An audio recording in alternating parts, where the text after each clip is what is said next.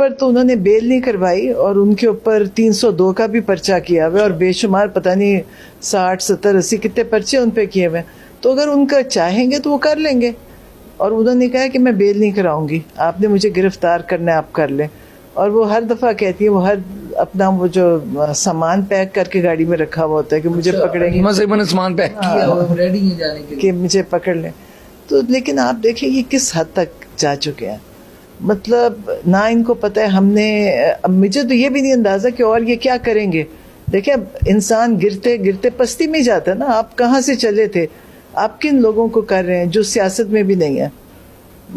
ہم تو سیاست میں نہیں تھے, علیمہ سیاست میں نہیں تھی. ہم تو نکلے تھے کہ عمران خان کے لیے ہم نکلے ان کی.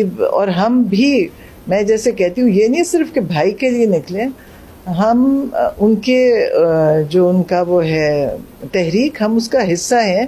اس لیے کہ ہم بھی اس چیز پہ ہم سمجھتے ہیں کہ جو عمران خان کا بیانیہ ہے وہ بڑا مضبوط ہے, وہ پاکستان کے لیے, ہم سب کے لیے. ورنہ اگر وہ یہ نہ شروع کرتے تو ہم شاید سارے اسی غلامی کی زندگی سے کبھی نکل ہی نہ سکتے.